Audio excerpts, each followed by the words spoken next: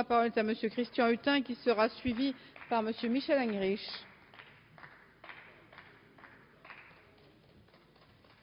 Merci Madame la Présidente, Mesdames les Ministres.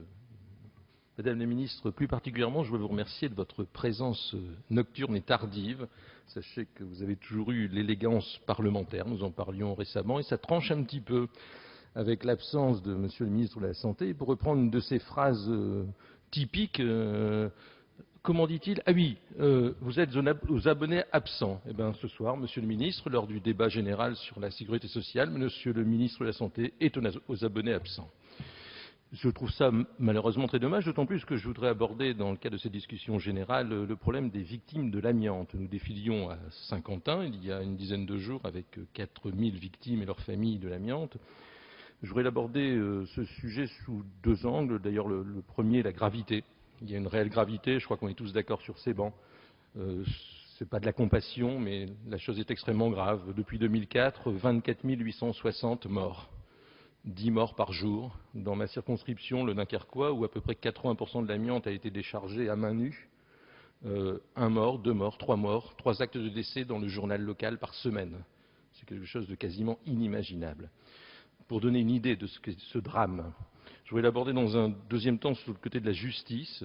Nous pensons que le ministre a voulu modifier ce qui avait été acquis par les associations de victimes durant un certain nombre d'années. La première volonté du ministre avait été, avant les vacances, de changer la gouvernance du FIVA, le Fonds d'indemnisation des victimes, et de modifier l'équilibre qui fonctionnait très bien en donnant 2 voies supplémentaires aux employeurs. Il est revenu sur sa décision grâce à l'action des associations, et heureusement, mais il a continué en souhaitant que la présidence de ce VIVA ne soit plus réservée à un magistrat de la Cour de cassation, mais soit donnée à un autre magistrat, qui pourrait être un magistrat de la Cour des comptes ou autre chose, qui n'était plus indépendant.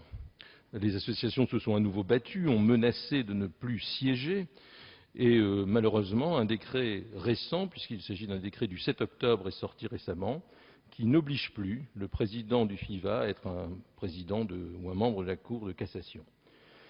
Où il est difficile de comprendre une cohérence politique, c'est que M. le ministre a nommé dans la foulée une présidente de la Cour de cassation, Mme Favre, pour 3 ans, alors que ce n'était plus forcément nécessaire. Alors, je ne sais pas ce qu'il faut y voir, une politique électoraliste, une prise de conscience, peut-être, tardive, bien que tardivement il soit peu présent à l'Assemblée, mais une prise de conscience tardive.